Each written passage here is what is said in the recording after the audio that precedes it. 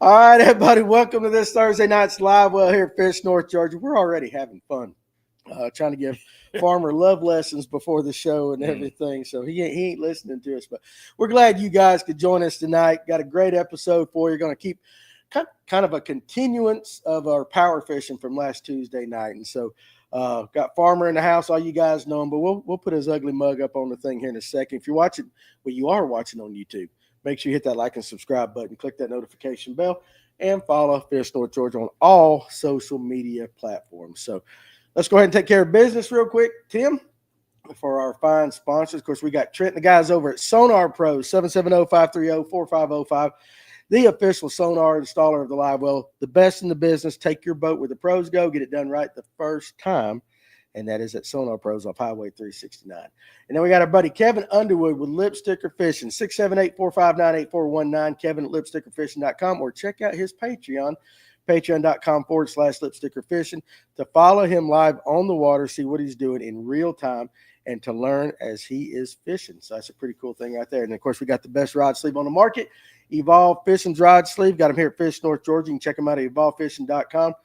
I'm telling you guys, it's the best out there. For all the money we spend on these rods, you might as well cover it with the best. They float. They got all these cool little features, and the best thing. Did I say that right? Mm-hmm. Is that good enough? The best thing is you throw them in your rod locker. Like more fun to me. And the hooks don't get stuck. So evolvefishing.com.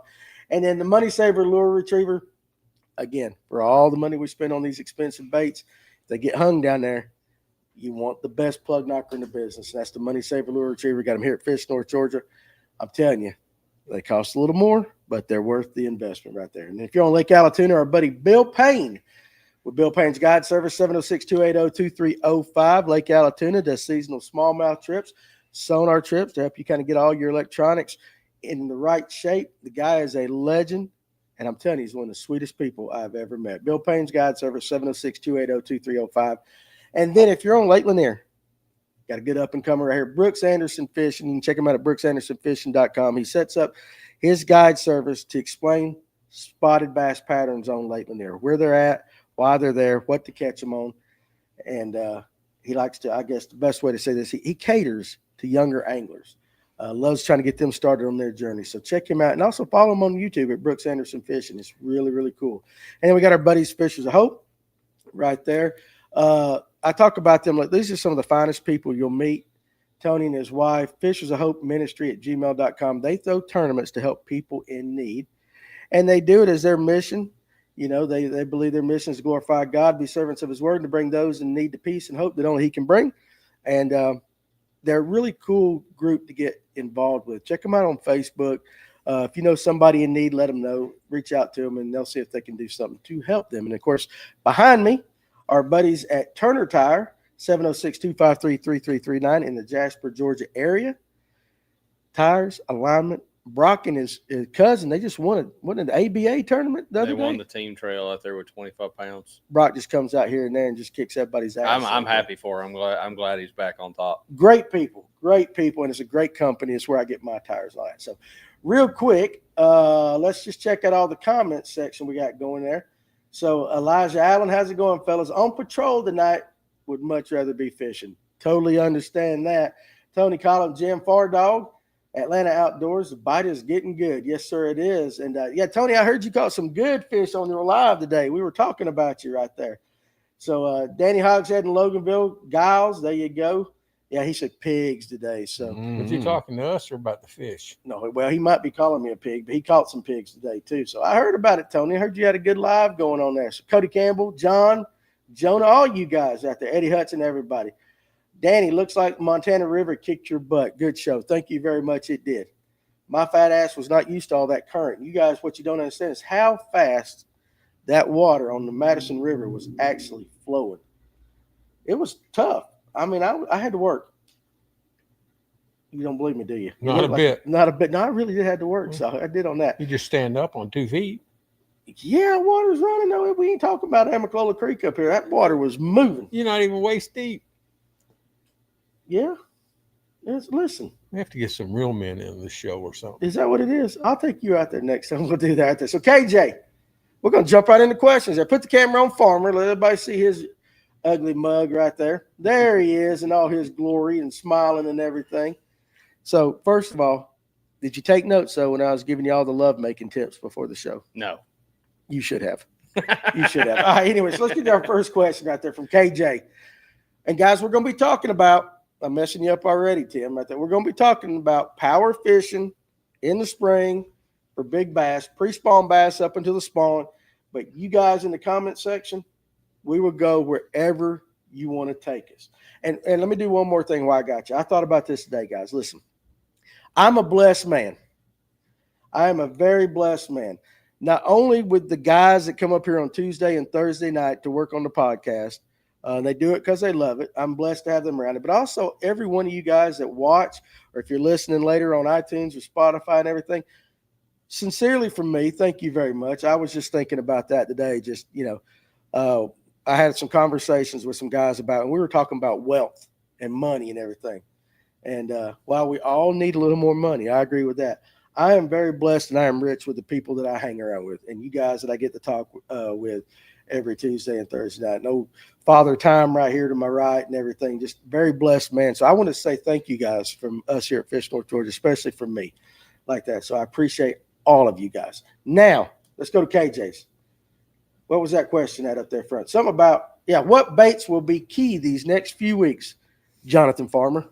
Next few weeks, as far as the power fishing side goes, it's going to be your crankbait, spinnerbait, chatterbait, anything moving where you can fish shallow. Square bills, lipless crankbait, A-rigs are big this time of year. Really can't go wrong this time of year. You just throw what you have confidence in. If your confidence is in those 8-9 inch baits, throw them.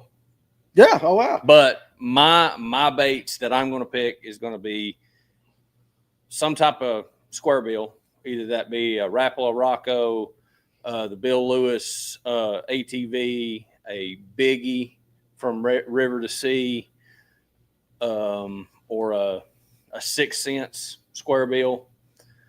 You really like square bills. I really do. You like square bills. Well, I mean, you've been in my boat. I have. You've seen my crankbait boxes. Mm-hmm. I have 5 to 6 crankbait boxes, just crankbaits. Yes. I have one box that's designated to DT6s and DT8s only.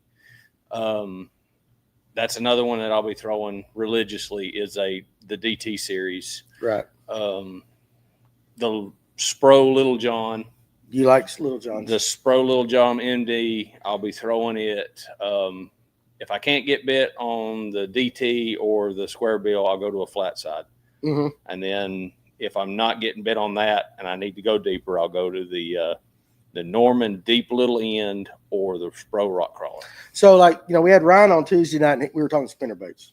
And Ryan loves throwing spinnerbaits. And you like throwing them too. Yes. but you also really like throwing crankbaits, probably a lot more than he does. You guys are probably kind of flipped a little bit on that. I love a crankbait just because of the vicious bite you get. I mean, you get a vicious one on a spinnerbait too. Yeah. But I like it when they knock 2 foot of slack in your line and you got to reel down and catch up with them. Oh, yeah. And pull into them. I've seen you do it. I know how you like it. Hey, pull up that comment, going up a little bit. There was a comment from a fella in Kentucky. Going up.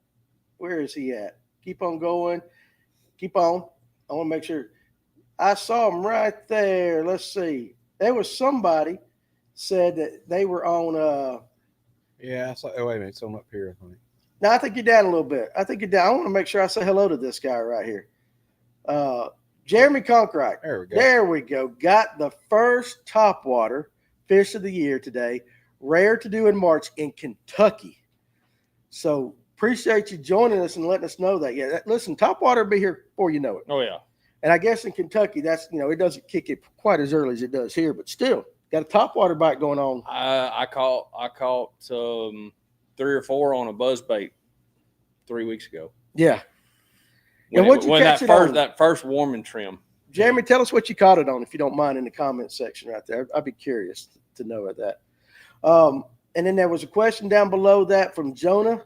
Scrolling down to see Jonah, because he had a question about square bill. What are you targeting when you throw a square bill? I am targeting rock and wood with a square bill. Dirt shallow, though, because most square bills only run a max of 5 foot. So you're pretty shallow, or Danny's seen me do it where I'll literally put a treble hook bait in the middle of a laydown in the thickest stuff I can possibly throw and reel that thing through. I ain't figured out how you do it without getting that is where you're going to catch your big ones with a square bill. Yeah. Is reeling it through the nastiest cover you can put that thing in. That's what it's made for. Throwing a 1.5 or 2.5? 2.5 a lot during the pre-spawn because I'm trying to key on those big ones. But if I'm seeing a lot of small bait, like a lot of small thread fin that are pushed bank like what was on Altoona yesterday, there was a bunch of bait fish shallow, but they were all. Were they thread fin? They were thread fin. Thread fins up there early. Keep going. So you want to dial it back down to your 1.5s if you're seeing a lot of that. So Jeremiah down a couple comments right there. Recommendations for a square bill crank that runs dirt shallow. I found bass moving to super shallow pockets to feed on bluegill 3 foot and shallower. So if you could only pick up one, what would be the first square bill that you would throw up there? And what color? Dirt shallow. What color? Bill Lewis ATV is the one I'd throw dirt shallow. It'll come through anything. I don't care how shallow you get, it'll come through it. It'll come through the gnarliest. I have yet to get one of them hung. Really? The ATV. The Bill Lewis ATV. And they make them from a small Tim, you all right back there, buddy? Fat fingered. Am I messing you up? No, my finger got heavy. But Puts button. the Bill Lewis ATV comes in a 1.0 all the way up to a 2.5, a big one. Right. So you can get any one you want in size comparison with that one. What are you throwing that on? What rod combination? I throw mine on a 7.4 Legend tournament Legend glass is what it's a heavy. I don't throw it on a composite rod because, like I've mentioned previously, when a fish grabs a crankbait with a glass rod, it gives that fish just a little bit more time to suck that bait in when I hook him, and I've got him pinned at that point. So when he comes up and walks with a glass rod, that rod doesn't unload immediately and gives all the advantage to the fish. I still have a little bit of pressure on him all the time.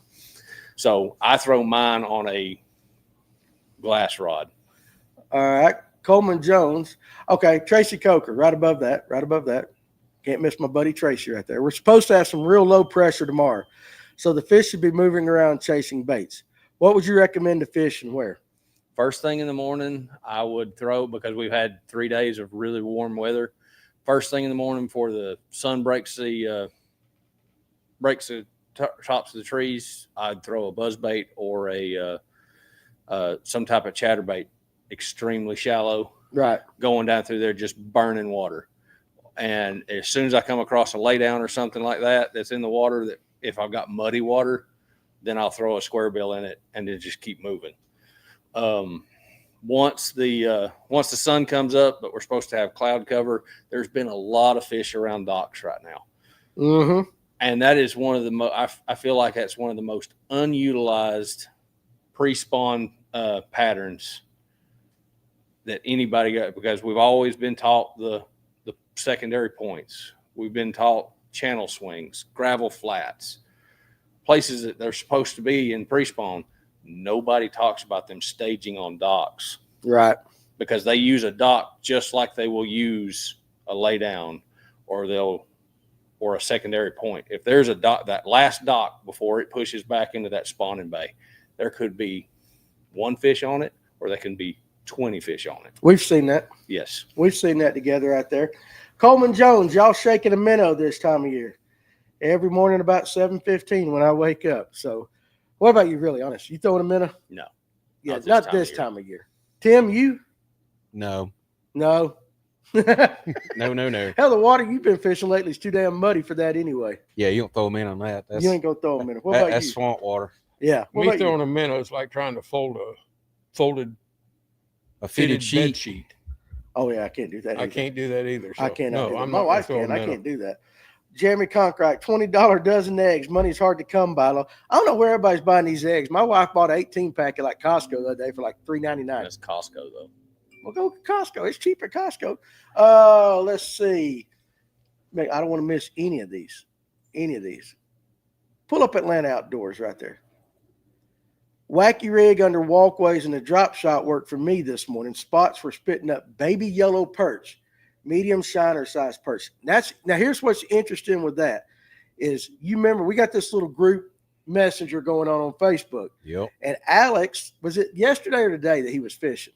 I don't know when he yesterday. posted. Yesterday he posted a picture of what his fish were spitting up, and I'll be damned if it wasn't perch. Mhm. Why do you think Fire Tiger works so well? It was this time of perch. year? But nobody talks about perch. Why do you think Fire Tiger Hey, works listen, so well I'm this right time there of year? with you, but nobody talks about that. There's a lot more perch in our lakes than people. There's think. a ton of perch. Yeah. Like Well, there's one of some my big ones. favorite ways to fish Lake Blue Ridge, and everybody's going to look at me like I've got a third eye right here in my forehead, Yeah. is taking a Shad Rap number 5 in Fire Tiger in that clean water and going out there and fishing them points out to 20 foot, just reeling it back. And those spots and them smallmouth, when they were in there heavy, would just stop it, because there were all those little bitty perch were up there on them shallow sandy flats, and they were just sitting there just chewing on them. How many episodes, Kevin, did you say we've done? It's a bunch It of was them. 177. And that's just with on the live well. We started with Yes. the live well. So we did. I think this is the first time that I can recall anybody talking about perch as a species that they're eating. And we talk about perch, but like them actually feeding Well, up. they But love that's- them. We've entered Bite Club. We're in Bite Club. We're in We're Bite supposed Club. to turn our hats around. Yeah, during you got to Bite turn your Club. head around. You We're in gotta turn Bite your head, Club. We don't because talk about Bite Club. We Bite don't Club. talk about Bite Club. See, right there, what is said in Bite Club stays in Bite Club. I should have muted the mics. You should have muted the mics right there. So, but again, he mentioned it right there, and then Alex sent us that picture yesterday. Perch. Mhm. I'll be dang, it's crazy. Jeremiah Giles right there at the top. Do you find the color makes a big difference on the square bill, or is it just a general action that gets bites? Most of the time I feel like it's just a reaction bite, but I have, on really cloudy days, if I've got stained water, I like those really high glow orange and reds during this time of year. Yeah. If I've got sunny conditions and cleaner water, I'll go to that darker red or a translucent sad color. So colors do play, but I think the square bill bite is more of a reaction bite than it is anything. Yeah, Kevin, you throw a square bill any? A little bit, but I threw the shad and the red. You like in the red, shad in the red? Yeah. That's your I color? try to keep a bunch of colors ready to go just in case. Like Yeah. yesterday, couldn't get them to bite the red. They wouldn't touch it. Right. But I switched over to a shad pattern because I was seeing so much bait. Started catching a few small fish, nothing big, but You were catching fish. started catching fish when I changed colors. Okay. All right. So Jonah wants to know what pound line you're using on your square bill. 15 fluoro, I'm sure. 15-pound fluoro. I like my Seaguar and Abrase X when I'm fishing a square bill. Yeah. Pull up David Weaver right there, the next one. Again, seen a post today where they were big fish they were catching on Lanier were spitting up small yellow perch. Mm-hmm. And if you follow Kevin Underwood, it happens at least once a year. He's out there over that timber and he's pulling up big perch. Like he had the late record last year and let it go because he didn't know what the late record was on Lanier. Did you remember seeing that? Did you ever see that? I remember. It was a big one. And what he does is he'll show me the picture of the fish, and then later on that night he sends me a picture of the plate where they're all battered up and everything like that. I'm like, oh yeah, that's the way to do it right there. Them yellow perch taste good. They're very they're good. almost a second to walleye.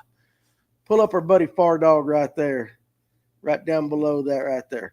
So again, guys, remember he's in Oklahoma. Saturday in my tournament here, I'm bringing out my hollow-bellied frogs. Water temp is 59, but I just need a couple to set me above the other 20-pound bags that will be there. Hey, listen, if it works, it works. Throw that frog right there. Sling it. Sling it. That's it. Send it. That's right there. So, how about Cody Campbell?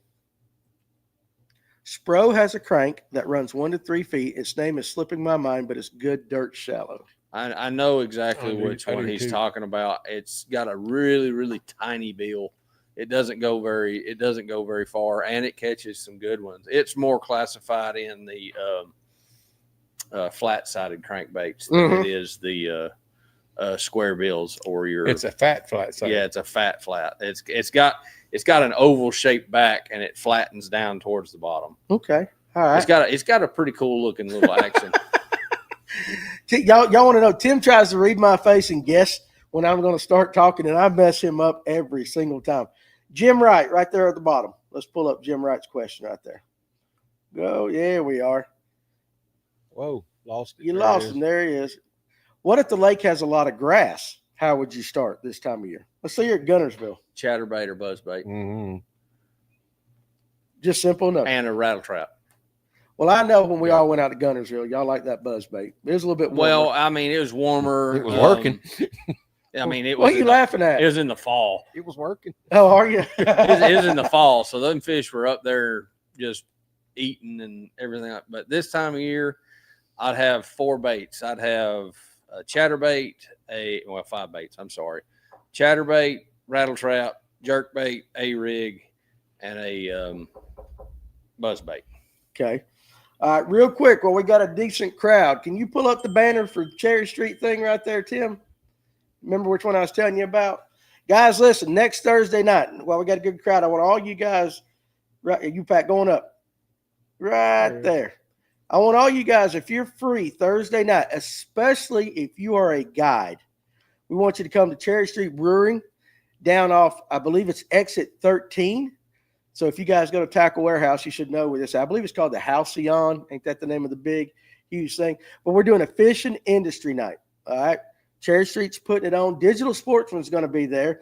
And there's an open bar from 5:30 to 8:30, sponsored by Digital Sportsman. So what we want you guys to do is come down, hang with us, talk. They are going to have an episode of the Real American Road Trip going on a screen. I'll do a little talking, and Digital Sportsman for you guides will be there, and they're going to be telling you about their booking app. I'm telling you what, it will help your business. It will streamline your business. It's very impressive what they're doing. I'm really proud to be associated with them. But all in all, we want you guys to come down and have a good time and just hang. Let's network, little fellowship and all that. It's from 5:30 to 8:30, again, at Cherry Street Brewing. Everybody's welcome to come. We really would love to pack the place out. Those of you that we've never got to meet personally, come on down, shake our hands, let's talk. We'll tell lies there just like we do here.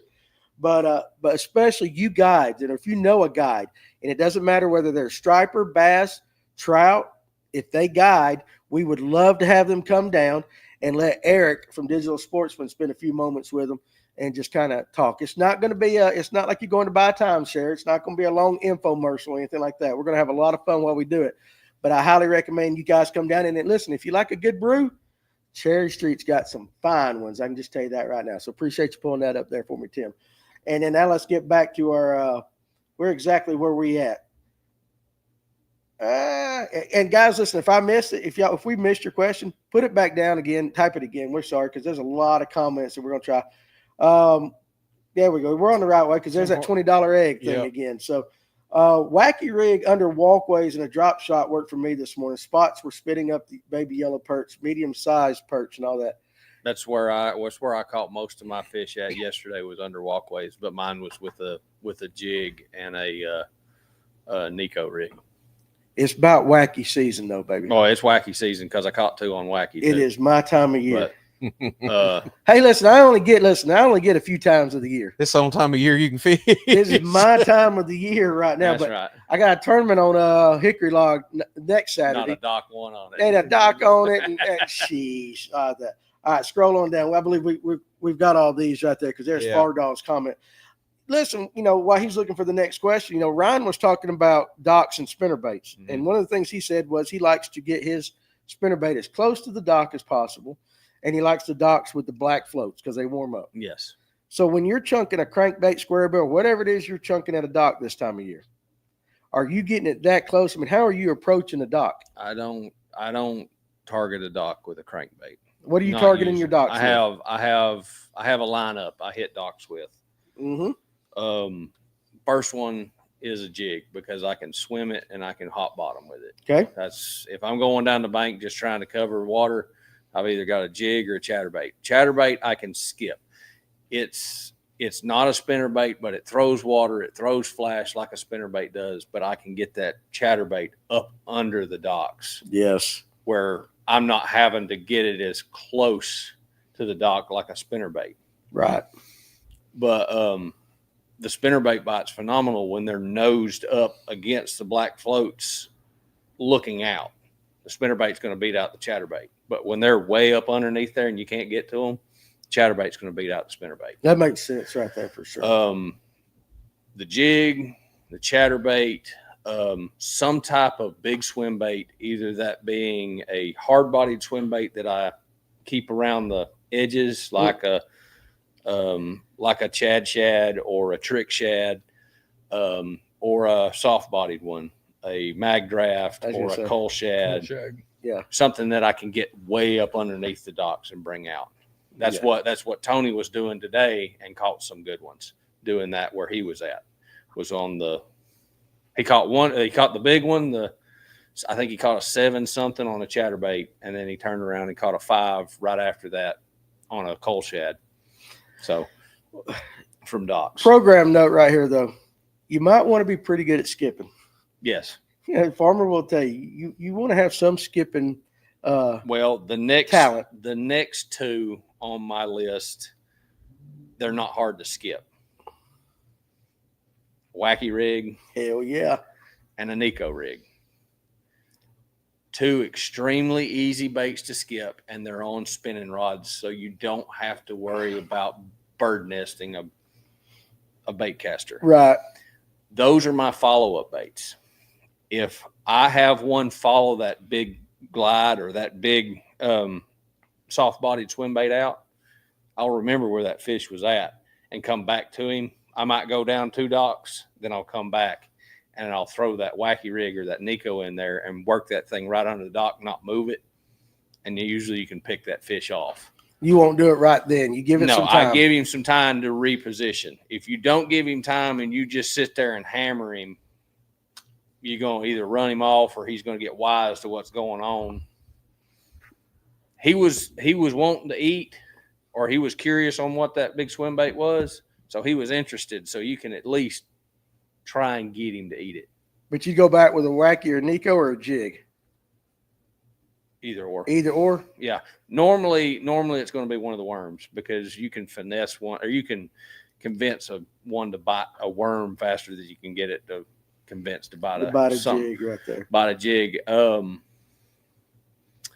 If they're right underneath the floats, like I'm seeing them positioned way up, I actually like a small buzzbait, like a real small buzzbait.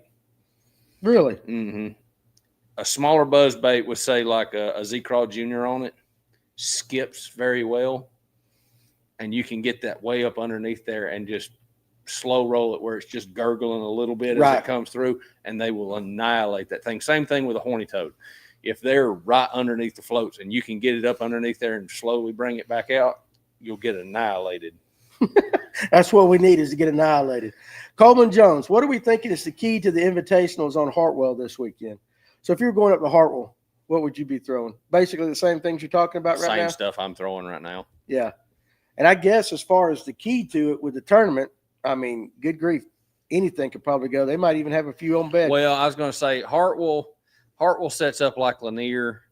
Right now, guys are catching them, still scoping out there, looking for singles and 2 or 3 fish together, roaming in 10 to 15 foot of water scoping.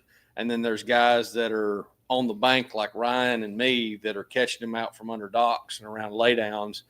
But we're catching more largemouth than we're catching spots. Right. Yeah. But I know with the docks right now, just on Allatoona alone, yesterday I saw a 25, 30-pound bag underneath docks. And he's not lying. He told us that when he got here today. And they had just had to move up because they were still kind of spooky. Mm-hmm. You could put something near them and they'd run off. But give them another week of being there, you can put anything near them, they'll eat it. There you go. I like that. Jeremy Conkright wants to know, does anyone still do shoal bass guide trips that y'all know of? I believe it's Alex Green. You can check him out on Instagram. I think he does them on Lake Lanier, on the Chattahoochee above Lake Lanier. So I believe, I think it's Alex Green. You can check him out. He's the only one I know of. There is one Doc Brian Marcuson on Hickory Log. I doubt I'm the first one to it. And then, yeah, I know it. I'll get beat there. David Weaver wants to know, what size soft plastic swim baits are you using?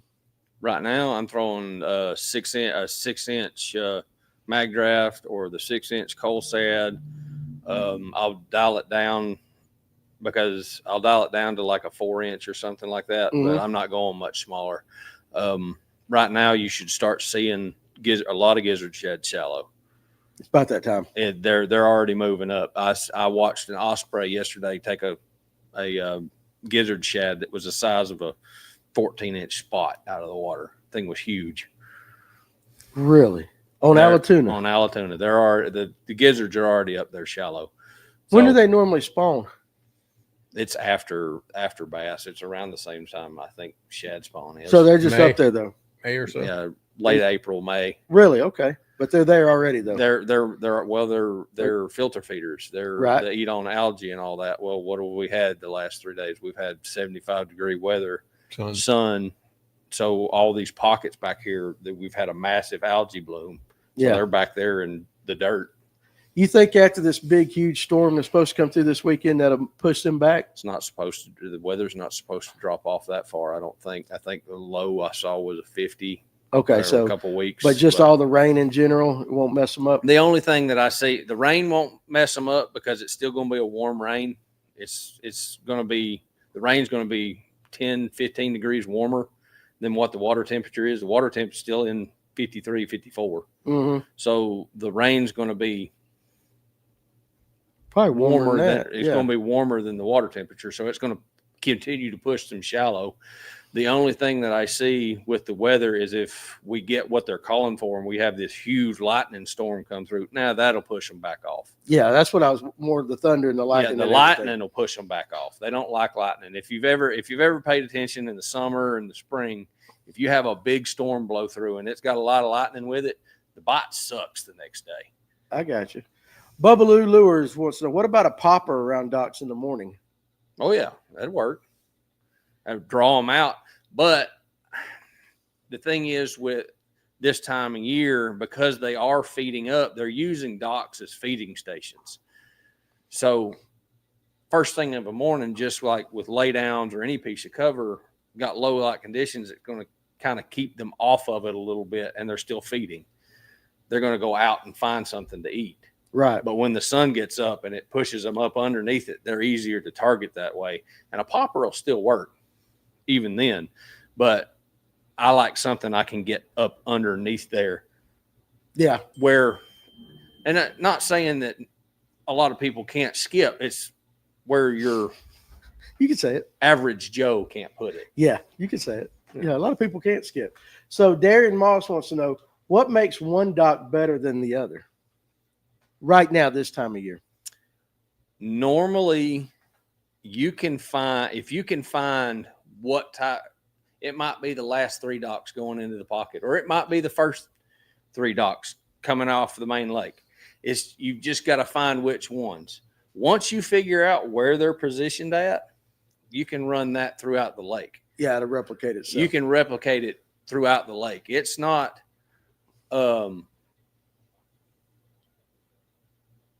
it's not one of them patterns that, oh, they're on this secondary point and you run 20 different secondary points and find one other one that's set up that way. Right. Docks are one of those that if you find them in 8 foot of water off of a out of the mouth, you can go look, and one of those docks in that general depth is going to have them on it. Okay, that makes sense. One of the big ones that gets overlooked is marinas. Marinas hold fish year round, but especially during the pre-spawn. They're so large. They hold so much food source between crappie, bluegill, shad. There's crawfish that hang underneath them. Everything hangs around marinas. Right. Marina walkways are a huge player this time of year. There you go, Marina Walkway. So Randy Callahan says Jake Darling at Unicoi Outfitters does shoal bass trips too. And I forgot all about Unicoi. I knew that they did that. So, hey, have you seen our new things though? Let's give that a thumbs up right there. Boink. The bubble Watch this. up. Watch this. This last time we do it. 2 thumbs up. Sparkles. Now watch this. Oh, we did something the other night. What the hell did we do? You pointed it. Oh. Like this, wasn't it?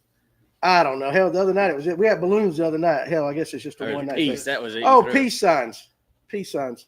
One piece sign. Look at there. Confetti. Confetti. All right. So guys, listen. So real quick, we got a special guest in the house. All right. We got a special guest in the house that we're going to bring on air, and we would like him to come have a seat right here. All right. We're going to introduce this fine young gentleman. Actually, we'll put the camera on you all of a sudden. Get about this close to the mic right here. You got to love on it. So who are you? Dad's too short. Yeah, he's short.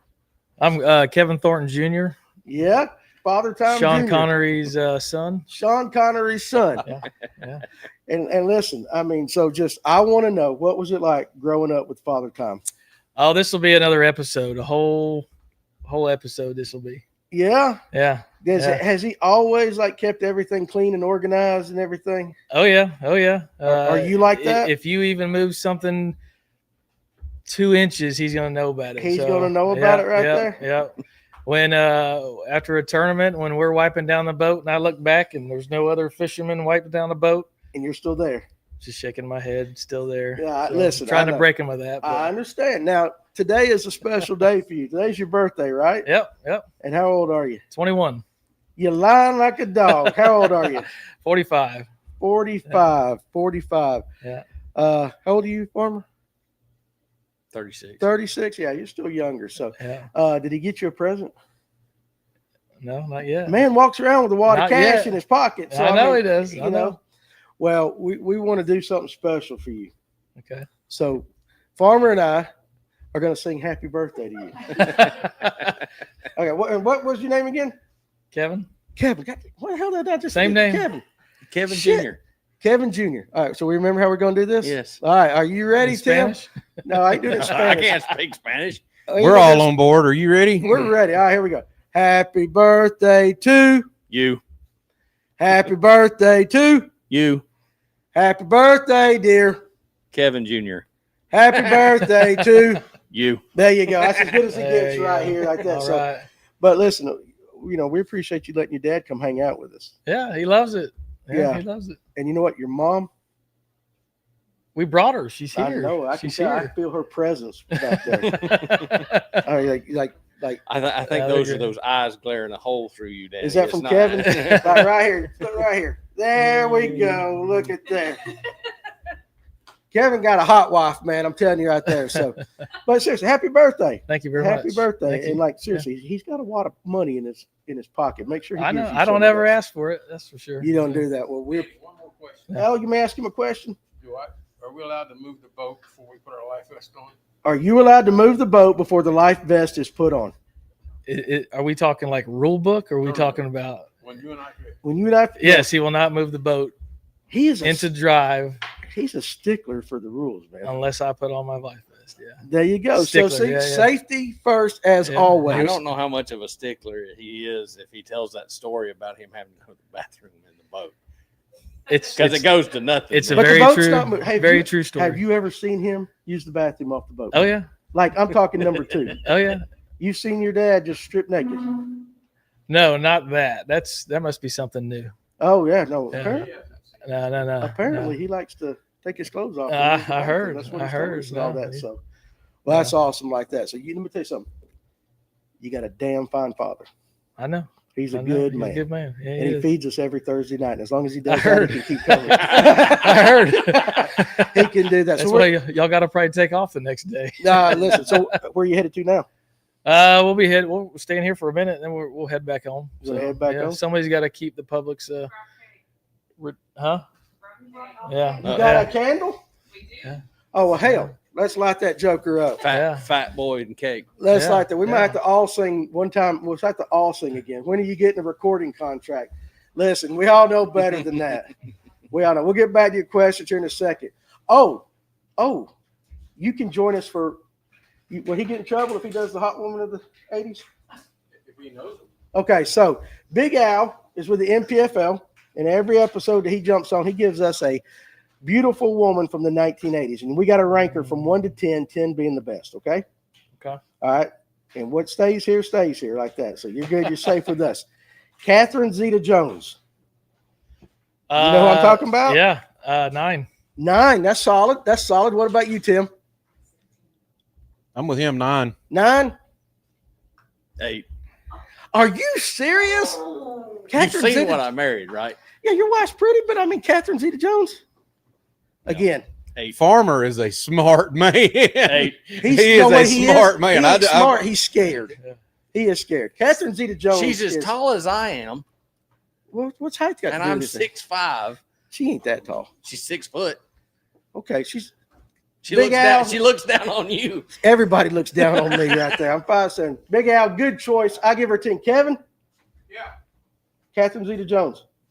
I'd give her a 10 probably. 10. There we Oh, go. There we go. Miss Terry said she's a 10. In her So heyday, she was a 10. that's right. So what we're Oh, I going thought to do? we were going on now. Yeah, we're going. They're getting the cake ready. So we're going to we'll do one more question. The moon is bright and full tonight. How will that affect fishing on Lake Lanier tomorrow? I mean, they'll feed most of the night because of the full moon. Yeah. It'll make the morning bite tough, which means the 12 to 2 is going to be good. Yeah, They'll bite midday really well. There'll be a bite window between probably 12 and 3 to right. get on, but the morning bite might be a little tough. Oh yeah, I get it. Every full moon, either the morning bite's really good because they're still in feed mode, or it really bad. Yeah. So Big Al says you get a pass on the Catherine. Farmer gets a pass, Farmer yeah. gets a pass. He's just scared. He's scared right there. So, all right, we got this thing. All right, so y'all got to come over here and all sing. So everybody gather around, and we'll just put the thing in front. Yeah, just stick her out there and light that joker up. We're all going to sing. We're all going to sing. Well, Now, Kevin, come on now. There we go. This is a family show. It's a community and everything. We love what we do here. Kevin's got his family here. So here we go. 1, 2, 3.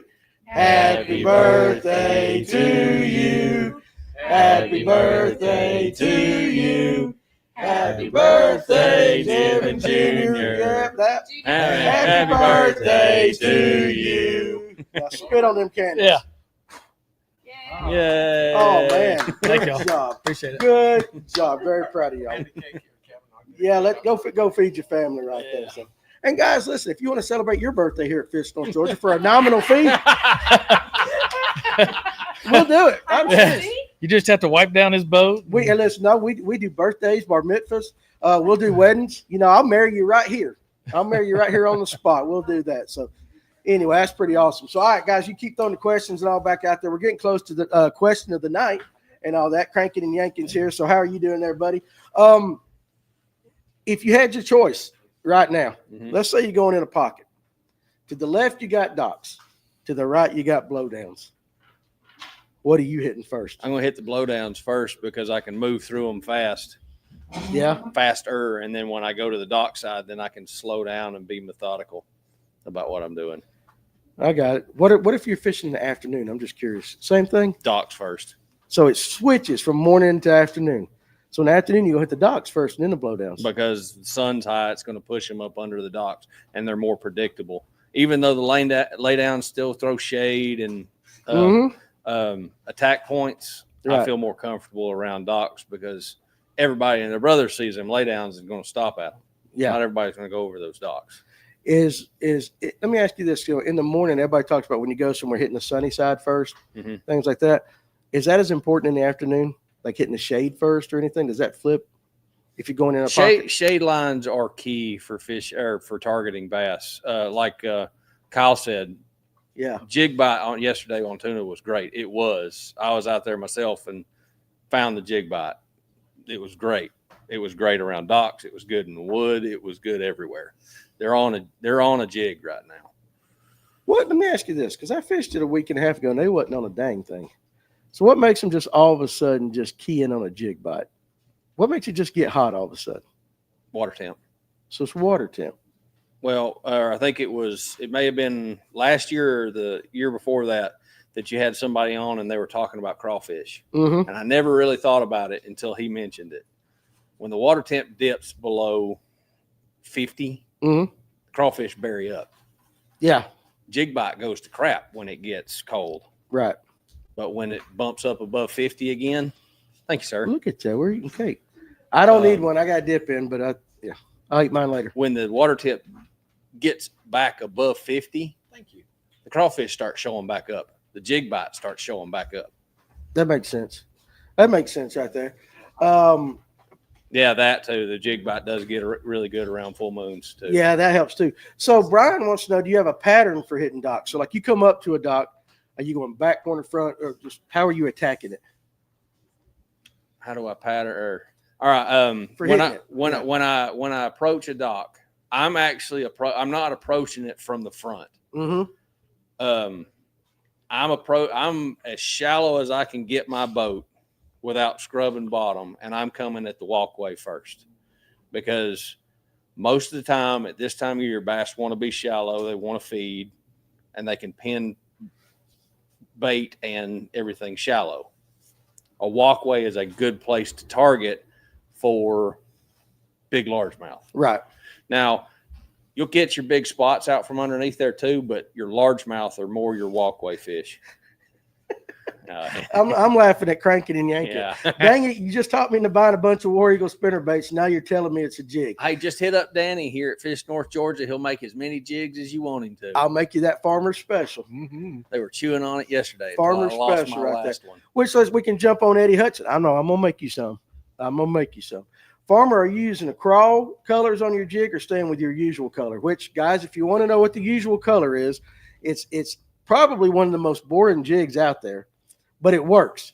But it catches them. It catches, but it's two shades, different types of green pumpkin, and kind of what we would call a lighter whiskey color on the bottom. So it's very natural, very natural. But are you using it right now? Which you said you caught some on it yesterday. Mm-hmm. But when would you use other colors? Depending on, I'll change my colors up if I'm seeing what the fish, like if I'm seeing crawfish or pinchers in my live well when I've got fish in there, and I'll try and go off of them. But your Chattahoochee crawls around here, they've got orange on them year round. Yep. Either in their pinchers or in their legs, they've got orange on them. I'll throw a little bit of chartreuse in my jig in the summertime. Mm-hmm. But most of the time, like what he said, mine's a boring jig, but I can change the color of my jig with Right my there. trailer. That's what I was going to say. Tell them how you do that. Yeah. If I want orange in my jig, I'll throw an orange trailer on it. Like I think it's Gary Yamamoto has one that's just like an orange, just orange. Yeah. And it's got orange flake in it. If I want purple in my jig, I'll throw something that's got purple in it, like a peanut butter and jelly trailer. Mm-hmm. If I want chartreuse, I'll do that little trick I've shown before on here where I take a chartreuse Cinco and cut it and thread it up on there first and then put the trailer on behind it. Mm-hmm. So if I want just a little pop of chartreuse when that thing hits the bottom and that skirt flares, there's a pop of chartreuse. Yeah. And it might key that reaction for them to just go ahead and suck it up. That's right. And I say it's boring, but the reality of it is that pattern, you can change it with the trailer so many different ways. It gives you the basic body and then options galore. There's some swim jigs with that trailer on it sitting on the desk there. Yeah, If you want to show Hey, yeah, buddy, hand me that little jig right there. So this is kind of, I don't know if you could. Well, with mine, he might not be able to see the color. See if it shows up better on your camera. Yeah, because you got a black shirt. Yeah, so it's a little bit better. It's put your hand behind it. It's just green pumpkin barbed wire, green pumpkin with or what they used to call whiskey. Whiskey, yeah, that's it. I mean, it's a two-tone jig, very simple, nothing to it. But if I put a dark colored trailer on this, now it's the jig just completely changes and it goes to a dark colored jig. Mm-hmm. If I put a lighter color trailer on this, then it pulls more of the lighter colors out of it. It does. It's versatile. Yeah. If I put the orange trailer on it, it pulls more of the whiskey. I can do a lot of things with this. Like I got Danny to make me up some swim jigs in it because I can mimic bluegill and shell crackers with this. Mm-hmm. And I can swim it around. I can do so many things just with that color.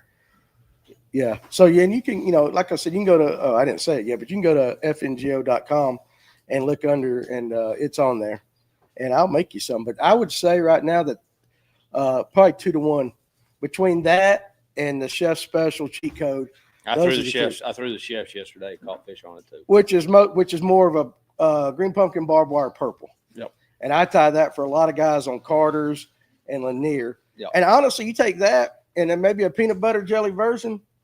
And even the guys that like black and blue with Farmer's Jig, if you put a darker trailer on it, it's got a dark enough profile that you don't even have to do a black and blue. So with that one, you can take both those jigs and go fish anywhere. Yeah, you can take Ryan's jig and my jig and cover all bases you want to. Yep. Until it gets yoo-hoo color water. Then black and blue. Yeah. So Warren Barnes, am I correct by saying that crayfish molt during a full moon? No, you're not wrong. Okay, that's the truth. They molt. They'll spawn, or if I'm not mistaken, I say spawn, but they'll certain times of year they'll molt and spawn at the same time because I think it's any kind of crayfish or crustacean. They cannot spawn or mate until they molt. Yeah, you threw out that big word right there, crustacean. What? Yeah. Hey, he's smarter than he looks, guys. He really is. So yeah, when they molt, they'll mate or spawn. Mate or spawn right after they molt. Mm-hmm. Maybe I should go home and molt. You reckon that would help me? No, I don't think it will. Josh Menard, last week on Lanier, I was catching them on a red crankbait. Are they still eating that color now? And what color would you use pre-spawn?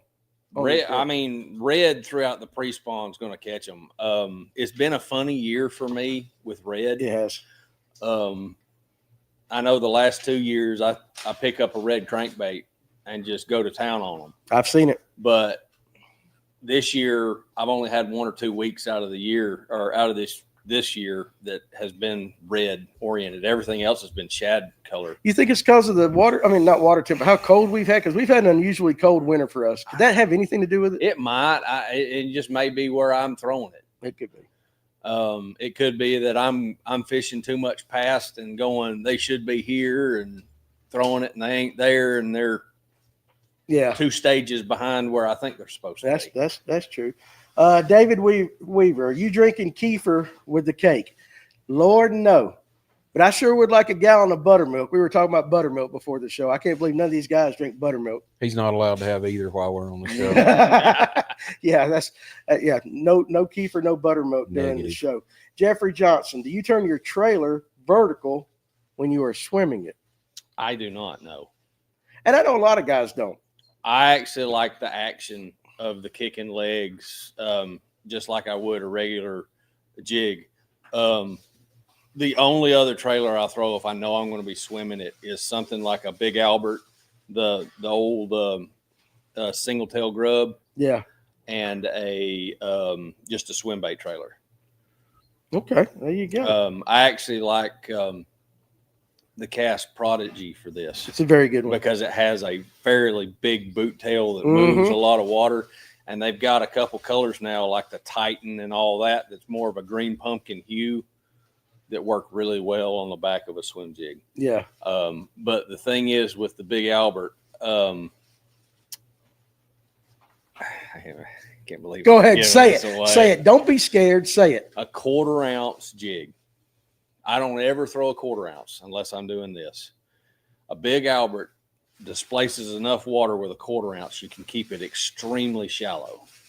There you go. Skip it under a dock, and you're going to keep your rod tip up just a little bit, and you're trying to bang that thing off of black floats, Yeah. and they will come up and just crush it because it looks just like a brim sitting there nosing up against those black floats, and they will choke it. But it takes a 1/4 ounce to do it with the Fat Albert. Are you doing that Alabama shake kind of thing with your No, rod? I'm just keeping my rod tip up high enough Just to keep where it I'm there. keeping it right under the water, and if I want it to kind of pop off that float, I might go real quick and make it dart up, hit like it's trying to run and hide. Yeah. Because if you ever watch bluegill around docks where there's bass, how tight to those black floats they hold. They are. Yeah.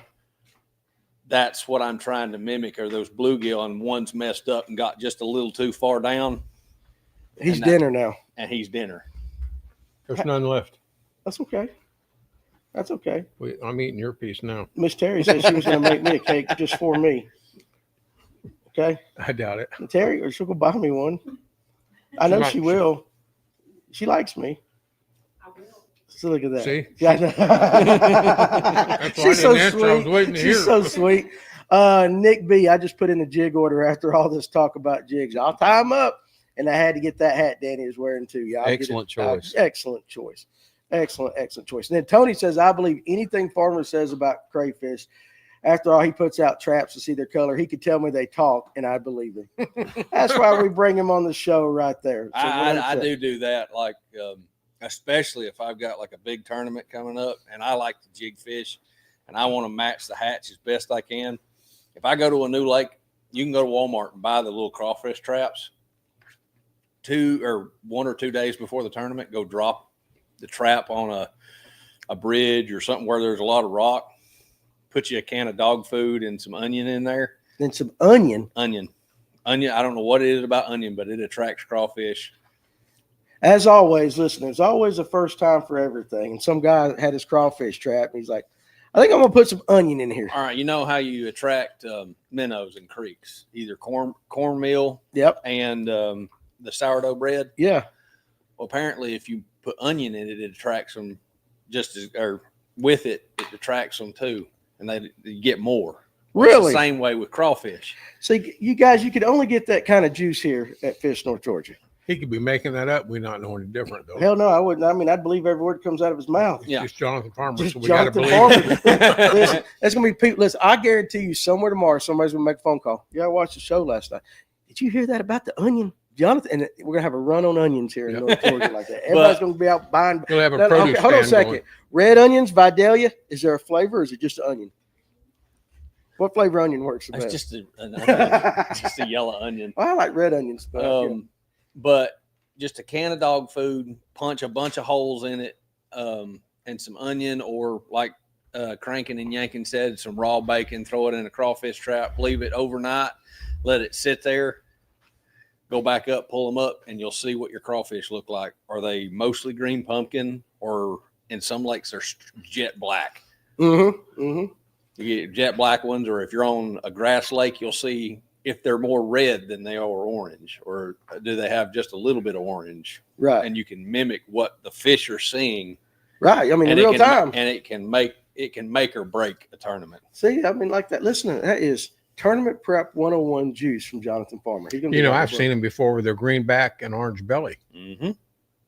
I believe you. I believe you 100%. There's Hey, almost 100 species Why do in you think Georgia. I did that? Got a little bit of yellow on the belly right there. And it really ain't a yellow. It's more of a, it's called whiskey, but it's kind of a tannish. It's a really, really dull orange. Yeah, it's really dull. Something that you've laid out in your truck and it's sunbaked for a year. That makes a lot of sense. All right. Now, Jeremiah, we're going to come back to your question right there. And then David and all that, we'll get to it. So now it is time for the Serve IT question of the night. What you going to get tonight? You're going to get, speaking of swim jigs and all that in orange, I'm going to send you a fire crawl. And because we talked methylate the other night, some methylate softy worms. We talked about that floating worm the other day with Ryan. So it's about that time too. So let's pull up old Serve IT right there. Guys, if your company, big or small, is looking for a 100% complete IT service and managed solution, Serve IT is the company for you. American-based, they start to finish, whether it's a problem or just customer service. Everything is perfect and everything is handled until you, the customer, are satisfied. So if your company is looking for that, I'm telling you right now, they're located in Kennesaw, Georgia, but I believe they got places all over. I think you have to have that with these data centers and all that. But it's just an outstanding company, and their process is the most amazing thing I've ever seen for a company. I wish I could figure out how to utilize it here. Also, too, if you're looking for a change in your career and you think you might have what it takes, customer service-wise, an outgoing attitude to be in the IT world, give Serve IT a call. You don't have to have experience. If you got the right tools, they will train you. So check them all out, serveit.com. And now it's time for Kevin's impossible question of the night. It's not impossible. It is impossible. It's impossible. Before I give you the question, a shout out to David Stout and Tracy Ellis. I met them at Cabela's the other day, and they're fishing North Georgia followers. So, yes, sir. They follow every podcast.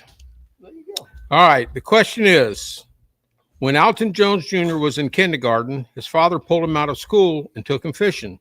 He caught his first big fish, a 5-pounder. What reel was he using, and what did he catch it on? If you AI it, it's going to tell you that the lure had yet to come out from G-Crack, called a bellow shad. That is not the answer according to Alton Jones Jr. And I saw a video on this, so I know what I'm talking about. When Alton Jones Jr. was in kindergarten, his father pulled him out of school and took him fishing. He caught his first big fish, a 5-pounder. What reel was he using, and what did he catch it on? AI will tell you that it was a new lure that had yet to come out from G-Crack, called a bellow shad. That's not the answer according to Alton Jones Jr. That's it. Good luck.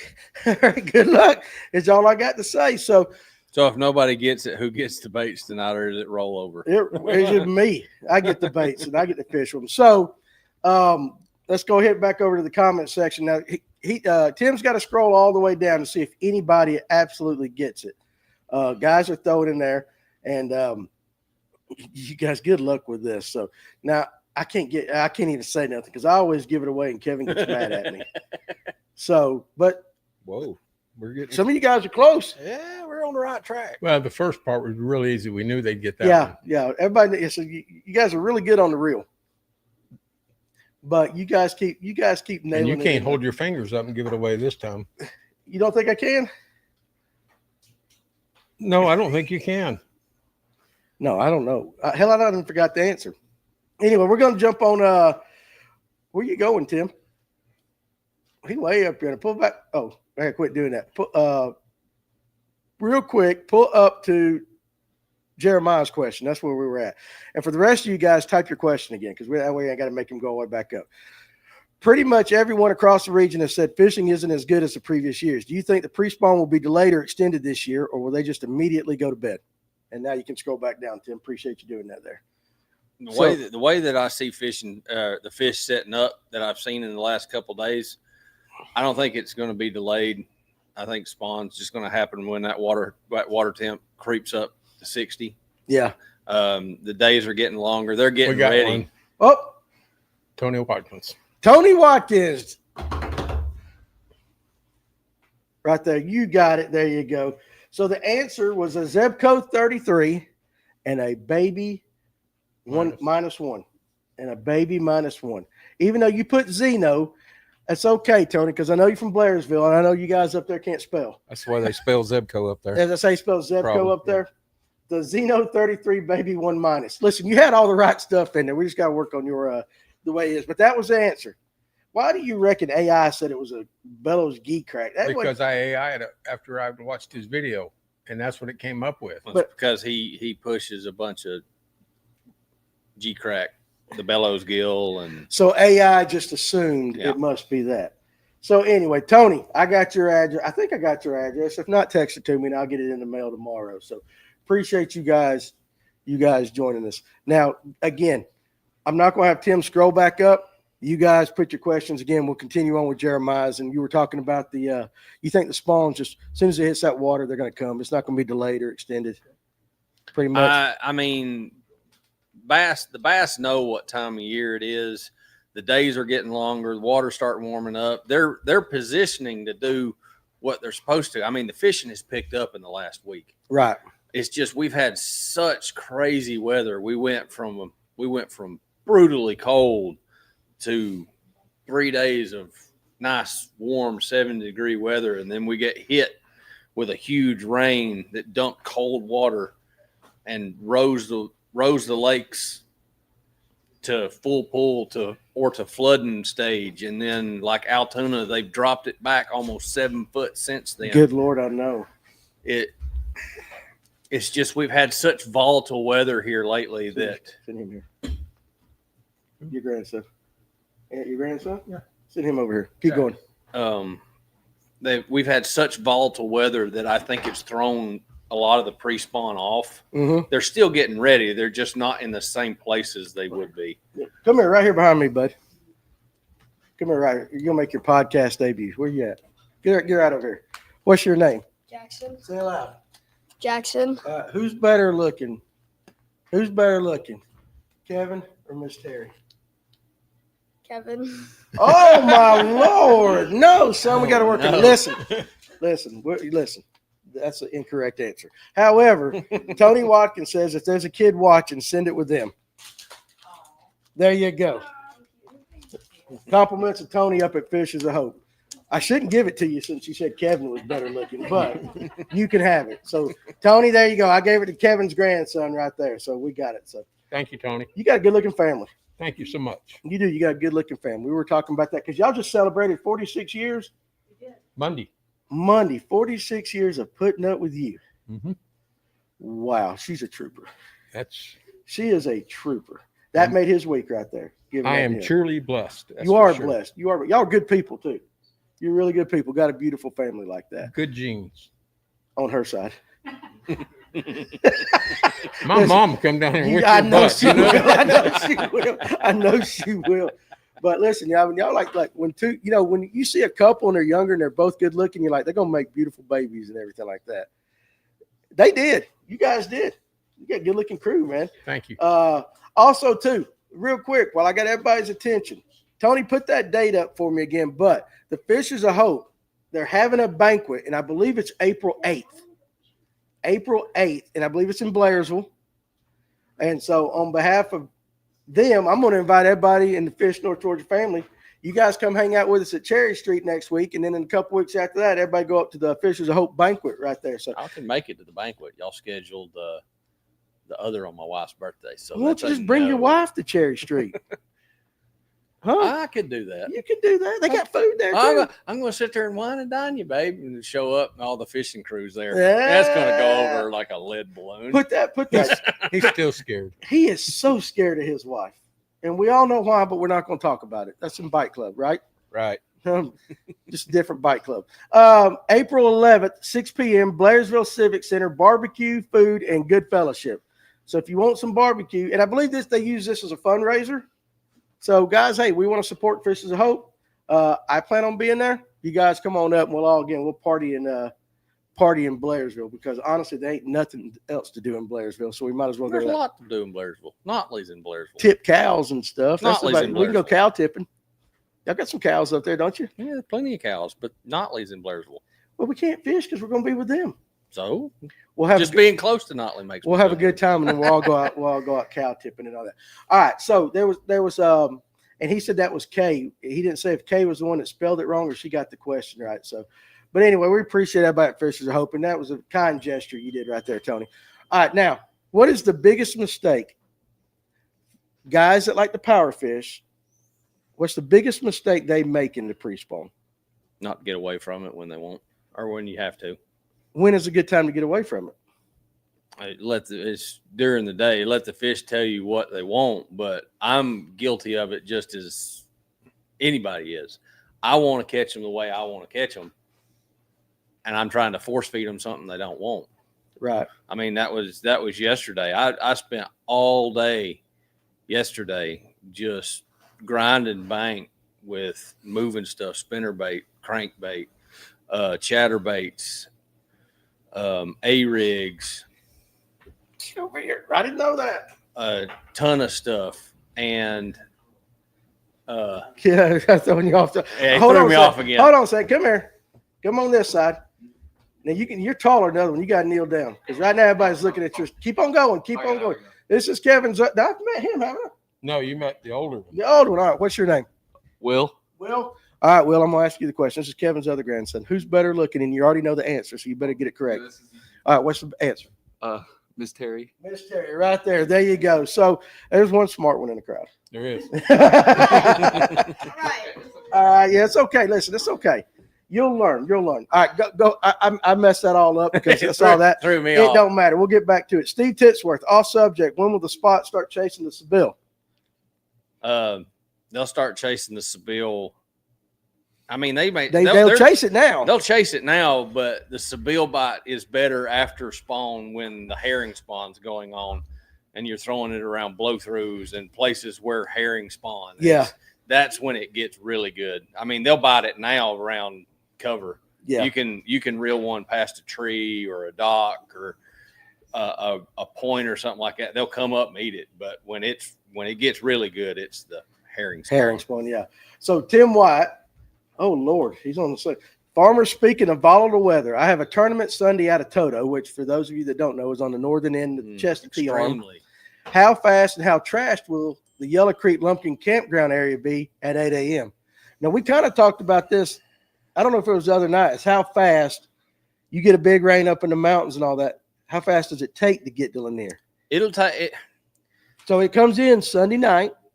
They're going to be fishing Saturday night. They may start seeing because it's literally not supposed to get here until late Saturday, early Sunday morning. And depending on how much rain it dumps, it can depend. If it dumps a ton of water, 6, 7, 8 inches, you'll have floating trees. It won't take long. It won't take long. But if you got 3, 4 inches, a good rain, Yeah. it might take 6, 7, 8 hours. I think he'll be fine. he'll be first part fine. of it. First thing in the morning, he'll be fine. Best thing is if all that wind and everything that they're saying and the lightning and all that, if that comes, if it's out of there, that's They're calling for some really bad weather. for those of you who don't know, he works for Amicalola EMC, so they get weather reports that we are not privy to. Because every time a big storm or a snowstorm they're talking about it, farmer knows about it because they got to prepare for it. And so you guys have gotten weather reports on what they think is coming in. Well, I mean, we're getting a couple different reports. I mean, the Weather Channel report, it's hail's coming and Yeah. it's bad. A couple other reports, it's losing momentum as it gets here. If it would have rained this evening, which it did in some areas, if it would have rained this evening and rained again Saturday before it got here, to cool weather off, and it wouldn't be near as bad as what they're saying it's going to be. So we're just we got to wait to see what it does because they don't know. So Tim, you got a 50-50 shot. It could be blowed out, or Yeah, it could be Yoo-hoo with pine needles everywhere and floating logs, or it could be what it is now. So, but he's going. So that's. I think I would assume, Tim, that's an electric tournament. How long will it take him to get up there 7-8 miles an hour from Toto up to Lumpkin Campground? It'll be a minute. It's still, but I think he first thing in the morning he ought to be, unless we just go. I mean, crazy. y'all are He ought running. to- What are y'all running at when y'all usually run? 8-9 miles an hour. Yeah, I mean, it'd take a little while, but not that long. it makes sense. He going up there for largemouth. It'll limit what he's going to throw though with all those pine needles. Oh yeah. Yeah, the wind. Yeah, you never know. But I think rain wise, it's like you said. If it's crazy amount, Mhm. it could be quick. But if it's just a regular rain and all that, he'll have time. Yeah. I think so too. Not that I know what the hell I'm talking about, but still. David Weaver, love the Seville post spawn. Catch a bunch of fish, counting it down, slow rolling it, and they hammer it. Now that's Mhm. something a lot of guys don't talk about. A You lot of can- people You burn can it. weight them You can weight them and get where them down there. they'll sink faster, and you can actually reel them a little bit faster, and you don't have to slow roll them as much. Where you're just getting that real slow methodical swim. Yeah, You can use your suspend strips because a Seville already sinks. You can put suspend strips on its belly or suspend rods and make that thing sink faster, and you can actually burn it deeper than what you would Okay. up top. And they'll come up and crush it. I got it. Anthony. Oh, so I'm gonna hit Tim's. Tim says probably the back of yellow at 7.5 miles an hour. So I think they got time, Yeah, they got time. unless it's just stupid. No, if it dumps like it did a couple weeks ago, no, it'll go. You already have an influx of water. But if it's just a rain with some wind, Now hell, he can figure out. He can catch fish in it anyway. Anthony Hampton, what do you think the shallow fish will do with the severe thunder and lightning? I'm gonna ask you that question before we get to Farmer. If it's lightning, they're not going to stay shallow. They're going to move out. it'll move. They'll move out. They'll move out. What about just thunder? If you're not getting a bunch of lightning, does that make a difference, or is it just It's matter? the lightning. It's the lightning that scares them, that flashing. That flash? Okay, so I there you go. mean, thunders. They can still feel the vibration of thunder and everything like that. But what really spooks them is that bright flash. Yeah, that makes a lot of sense. Let's see. Patricia Leanne Shaw, tornado watches Friday, Saturday, and Sunday. Mm-hmm. Yeah, they're there. And then and then Tim goes, any tips for up that way? Now, I mean, for those that don't know that section of Lanier, that's It's large. largemouth country. I mean, If you were going up there, take. what would you throw? I'd have, depending on watercolor, if it's really dirty, I'll have a spinnerbait with a Hey, he ain't scared to ask for advice either. There you go. if it's really dirty, a spinnerbait with double Colorados, a chatterbait, a square bill. But you ain't throwing a jig or nothing if it's really dirty. If no, I still throw a black and blue jig. A if it's black and dirty. blue jig. What if it's just Especially regular? if they're hanging up, if they're hanging on close, like real tight to wood and stuff like that, I'll throw a jig. If I roll that square bill through there and I don't get bit, then I'll pick up a jig and pitch it in there and roll it through slowly and see if I can pick one off that way. Let me ask you this before you go any farther. Mm-hmm. How are you approaching a blowdown with a jig this time of year? Are you starting bank and then working out in several different casts, or are you just pitching it right into the nastiest part of it? I'll start out on the edges of it to see if they're all, like if I've got cloud cover and they're not hugged really, really tight to it, which in muddy water, really muddy water, they're going to cling to it anyway. Right. But I'll start out on the edges of it where the tree limbs are just kind of sitting on the bottom, and then I'll make a couple casts to the edge, then I'll make a cast right at the trunk where it meets the water. Mm-hmm. And then I'll go from there and pitch right on the trunk all the way to the end of it. And then I'll go and do the same thing on the other side. So you might make 10, 15 pitches at a big blowdown, something of some size. 8 or 9. 8 or 9? Okay. Do you ever put any rattles in your jigs? No. I've never. I used to think that it made a big difference back when I used to watch a bunch of YouTube videos and people trying to teach you how to jig fish. And they're like, oh, the rattle's the big deal. I catch them in muddy water with no rattles just as good as I caught them with rattles.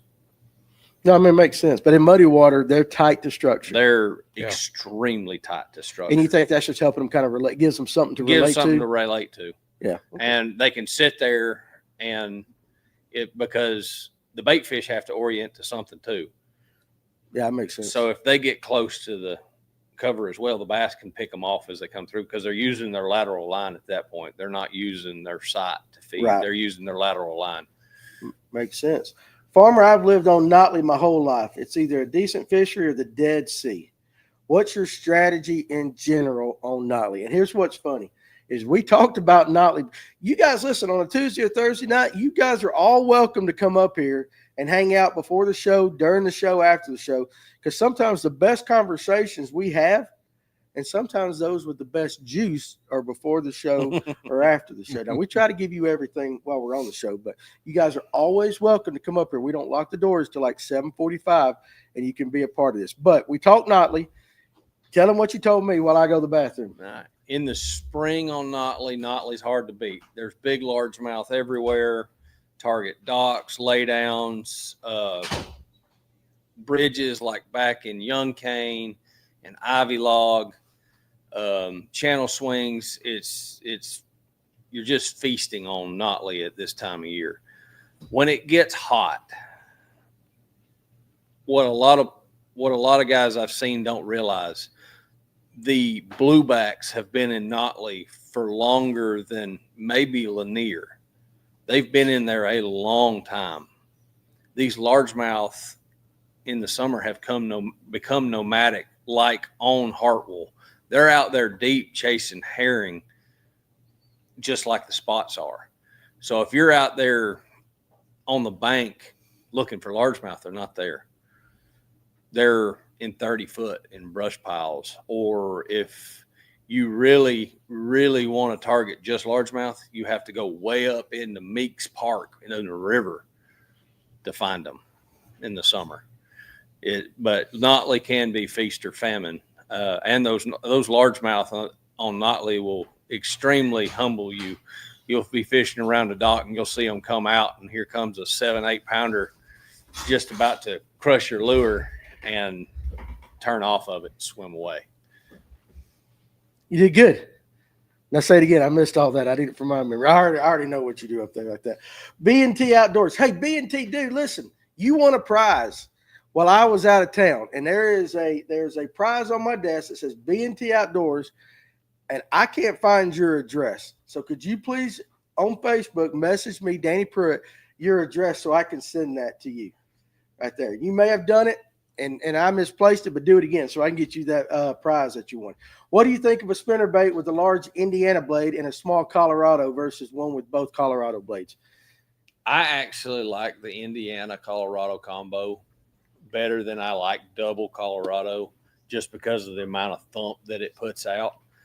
I mean, that's what the pulse fish's spinnerbait is. It's an Indiana blade with a Colorado. Mm-hmm. Only time I go double Colorado is when it's just as muddy can be, and I'm trying to throw as much thump in the water as I possibly can throw in there. But an Indiana blade puts enough vibration in the water that it'll work just as good as the double Colorado. A little Right. more flash too. Yeah. Hank Parker throws that. Yeah. The Indiana blade's a great blade for a spinnerbait in dirty water. Yeah. I mean, Is that the one we which were one looking is at? it? What were we looking at real quick? Remember when we were looking through all those blades I got up here? What was that one you saw? It's Indiana. It was Indiana. That's what we're talking about. It's more of an oval shaped Yeah. blade. Yes. Yeah. Okay. All right. But sorry, my phone went off and threw me off. Ding. Squirrel. Squirrel. But a spinnerbait in dirty water, willow leaf throws out vibration, but the willow leaf's more known for its flash. Yeah. But a willow leaf still throws out vibration. Mm-hmm. So if you don't have double Colorado, you don't have Indiana blade Colorado, there are a lot of people that still have willow leaf Colorado or double willows. Yeah. You can still throw them. Yeah. You know, you see them spinnerbaits. We used to make one. I'm going to start making them again with the big double willows on that. The 4 and the 4.5. Yeah, big double willows. Yeah. So is that still more for flash, or that should give off plenty of vibration too? But that's more of a clearer Would you use that in more clear water like that? No, I mean those big willows are throwing out some vibration. You can feel it in your rod tip when you're reeling it back. I mean, it's throwing some thump out there. What about painted blades? I like painted blades. A spinnerbait to me, and this is where I am not the greatest spinnerbait fisherman in the world. I like a chatterbait over a spinnerbait because of where I can put it. Yeah. But I like painted blades. I like the combination chrome and gold. The smaller ones chrome, the bigger ones gold. Why is that? Because where I throw it in dirtier water. Gotcha. That makes Gold sense. gold throws off more shine or flash in dirty water than silver does. Okay, that makes sense. So it gives them something to key on. David Weaver wants to know, what brand of spinnerbait do you use and the size? I throw the Pulse Blade from Pulse Fish, and I throw War Eagle. The Pulse Blade I fish 5/8 and a half, and that's in the one with the Indiana blade and Colorado combo. I throw their 1/2 and 3/8 ounce in the double willow, and then the War Eagle it's 3/8 and a half. Okay. What do you throw? As if you don't know. What do you throw? Titanium Terminator. A Terminator. I just want him to say Terminator. I've got all of them. I've got Titanium Terminator. Yeah, I've got Hank Parker. I've got the Hart. I've got all of them. So, and if you got any out there and they're in good condition, he'll probably buy them from you like that. He likes some junkers. What do you throw, Tim? Because we've been keeping you quiet tonight. Busy. I've been enjoying the Spro Thumper. The Spro Thumper. You like that one from Spro? I like that thing. Gold Indiana blade. Some dirty water. It was working. And he fishes a lot of dirty water right there. So one tip about a spinnerbait that I can give that'll save you money in the long run, because everybody that fish spinnerbaits or ever fished spinnerbait knows when that blade that wire bends out, it only lasts so long, and eventually it's just going to break and you're out of spinnerbait. Go buy you some jig skirt collars and slide it over top of the R bend, the R bend, and it will keep it from bending out. Really? Yeah. So just like where it bends on the outside, you just slide it over right there. Slide it over right there. Just take your wacky rig tool, stretch it out just enough. Yeah. Flip it over that R bend, put it on there, and then tie your line on the other side of it. So you got your, so if I'm picturing this correctly, so you put it on, and then when you tie your line, so your line's to the R bend, then you've got the sleeve to the back of it. Yes. right? Okay. So that way that line also helps keep it on there. Yes. Kind of. Okay. That's a good tip. Yeah. How'd you figure that out? I saw that on a pro gave that up on a YouTube video. Yeah. Okay. That's Using it. Jonah wants to know, what do you target when throwing a jerkbait? Points, flats, drop offs, wind blown points are key for jerkbait fishing. If the wind's not blowing, I ain't throwing it.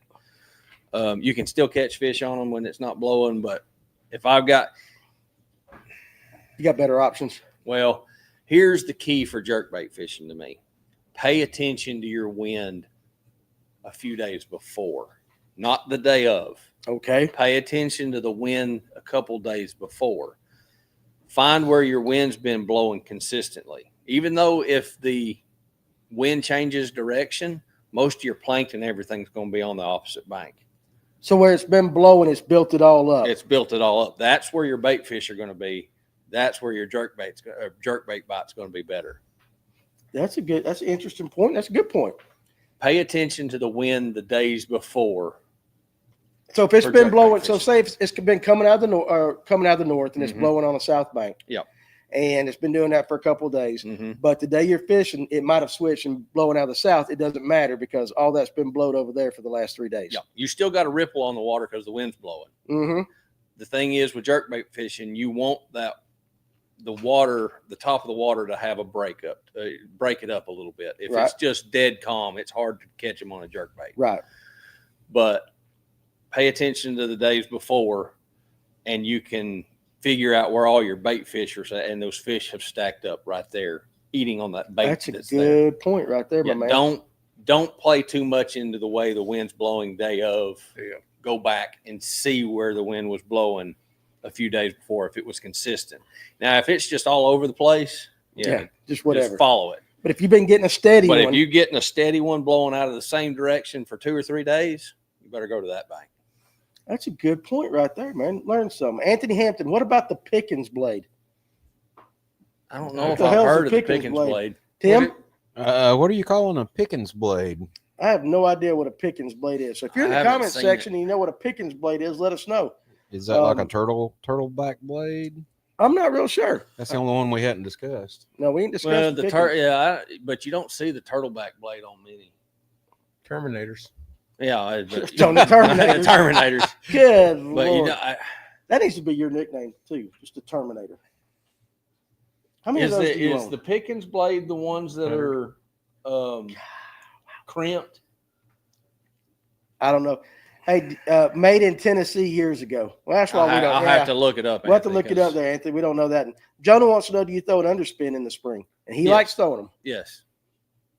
Where? All right, What are you same targeting? same areas I'm throwing the jerk bait. Mm-hmm. When I'm throwing a jerk bait or I'm throwing an underspin, I'm chasing those bait oriented fish. I'm not chasing those crawfish eaters. I'm not chasing those bluegill eaters. I'm chasing the shad eaters. Right. And if I'm out on the main lake or I'm first points coming into a pocket, I've got a underspin and a jerk bait, an A-rig, and stuff like that. Yeah. So like it's in between the Colorado and Indiana. Okay. So something like that. So, I mean, I'm sure it puts out some thumb. Now, let me ask you this question. At what point during the spring do you pick up a worm? I picked up a worm yesterday. And what- Anytime, yeah. I mean, but like you would rather, because I've been in the I boat would- with you. I You would rather- do the other stuff. I would rather power fish than pick up a spinning rod in my hand and chunk a worm around. Right. But Um, what would cause you to do that? what was happening yesterday? I was throwing baits at fish under docks, and they were running from it. Mhm. So I knew what I was doing was too much. It was either too much and it was spooking them, or it was too heavy a bait, making too much of a racket when it hit the water. They were running from it, so I had to switch to a worm and keep it in a spot and just sit there and shake it. Had to go real finessey. Yes, extremely finessey, and they would just, you'd be sitting there shaking it in the same spot. You're not moving it. You got a controlled slack line just where you can feel the bait, and you're sitting there just shaking your rod tip, and that worm tail's just sitting down there shaking, and all of a sudden you'll feel it go dunk, and it'll start swimming off. But you had to coax them into You it. had to make them eat it.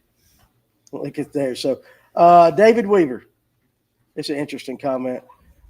So he says, we wore the fish out every morning the first week of June, starting early in the morning, fishing rocky banks with a Spro McStick. As soon as the sun got up, that bite would go away. Fish would move out. Yeah, fish would move out. And I want to know, David, any of you guys, and I don't know if they've hit the shelves yet, have you tried the new Spro McDart? So have you thrown it yet? You didn't give me one. I didn't give you one? No. I threw one the other day. I'll give you one. Did you have any luck on it? I didn't catch anything on it because the fish, we had to switch to a worm, believe it or not. Yeah. They were on a hard spot, but I did check the action out of it, and it's pretty good. It Yeah, so darts along. The Spro McDart is basically the McStick. It's got a little bit of a wider wobble path, and I believe it sinks a little bit faster than your McStick. So I've caught fish on it. I like it. I like It will almost like walking the dog underwater. It literally goes way. I got back. you one. Just remind me and I'll give it to you. Okay. You don't get the best color though. Oh, well. I get to keep. I already Well. tried. He wouldn't let me have that one either. No, there's a couple colors. That natural herring and then that white one. Just Yeah. give me a red one. Be done with I it. ain't got one in the red. But I will tell you this: it's good, but it is heavier, and it does have a wider path and all that. But I ended up catching mine by reeling it. I just started reeling. You know, somebody mentioned the Seville, and granted, I wasn't reeling it as fast as a lot of guys reel Sevilles. But once I took that jerk bait and started just reeling it, cranking it over the end of points and stuff, that's when I started getting bites. So again, I don't understand fish the whole entire time. Now, spotted bass versus largemouth bass when we talk about power fishing, because a lot of the stuff you've been talking about today is definitely, I would say, more largemouth oriented, even though you can catch spots there and everything. It's geared more toward largemouth. It's geared more towards largemouth, which if you're fishing a tournament right now, hey, you want that big largemouth kicker. unless you're on Lanier. Unless you're on there. But okay, but so listen, what about if you just, the largemouth ain't cooperating and you want to power fish and you want to power fish for spots? I'm going to go to my first break to deep water. I'm going to look for the secondary points where it breaks off into the creek channel. I'm going to look for stump rows on flats that are right near the break to go to deep water. Spots like to set up deeper, like the majority of them like to set up deeper than say your largemouth do this time of year, because your largemouth could be in inches of water. Your spots are usually anywhere from 5 to 20. A little deeper, yeah. But they like structure just like largemouth do, but they like that deeper structure. Yeah. I think on Lanier right now, they're still catching them out there over 110 foot of water, around nothing. Yeah. They're just roaming, eating herring. That's just Lanier. Altoona, they're still catching fish out in 40, 50 foot of water in ditches still. Throwing the minnow.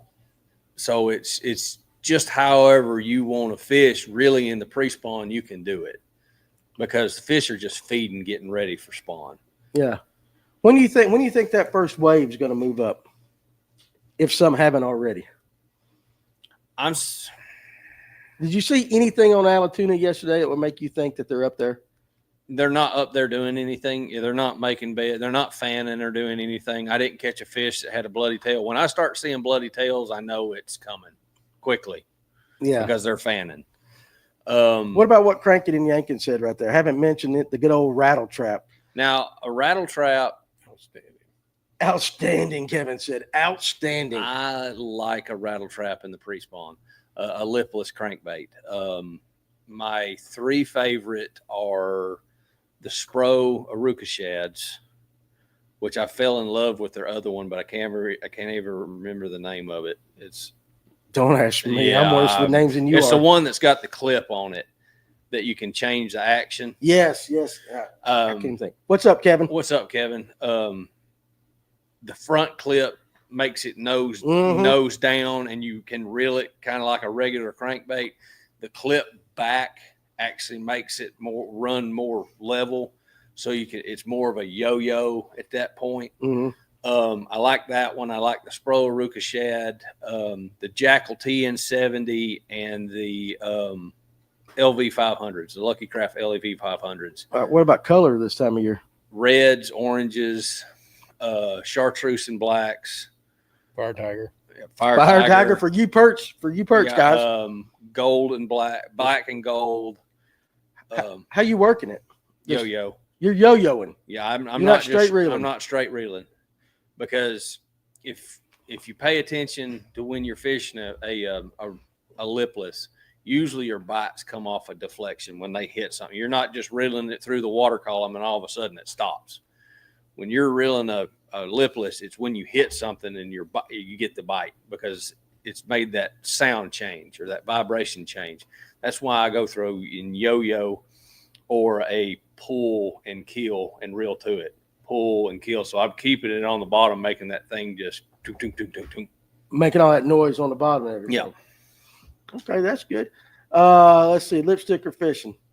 I can vouch for them on the near. We've seen both spots and largemouth on beds, but it's very location specific. So there are a few that are moving up. Yeah. I don't think it's the main wave yet, but I mean, it's kind of shocking sometimes to see how early some will go to bed and how late some of them will go to bed. It's usually your biggest ones that go there first. Hey, Kevin, what's that location? What's that location, Kevin, and all that? Now, what would make you throw a lipless right now? I mean, is there something you're seeing that like a lipless would work over all the other stuff we've been talking about tonight? A lipless is the original flat-sided crankbait. It is. It just has a ton more noise. I mean, you're throwing a ton of noise, but it is a fish attractor. It will pull them to them if It's they're a search feeding. bait. Yeah, You like throwing them a lot though, don't you? I do. Will you be throwing it this time of year? Yeah, I'll be throwing it Saturday. Are you gonna be on Oconee or Sinclair? Oconee. Oconee. I mean, a trap on Oconee is a staple. You reeling or yo-yoing? Tell me what the fish want first. I'll go with See, a real pause, and then I'll go to a yo-yo. See, They're not with hitting you, that. with Oconee, you don't have the drop offs like you've got here where you're trying to keep bottom contact. Mm-hmm. Oconee, you can go out there and you slow roll it and keep it on the bottom where it's sitting there changing directions, like I was saying. But around here on Lanier, Altoona, if you're not fishing a flat, you're having to yo-yo just to keep bottom contact because they do sense. rise. That makes sense. So Coleman, I'm gonna skip your question real quick and come back to it because Tim White's got a question that's similar to this trap. Are you fishing your chatterbait the same as your trap? Do you yo-yo your chatterbait? I will, yes. That is a big thing on Altoona. Not so much Lanier. I've never been able to really get them to key on it, but I will fish my trap like a jig. I'll actually throw it out there, let it go to the bottom, and raise it up off the bottom and just feel it vibrate a couple times and let it go back to the bottom.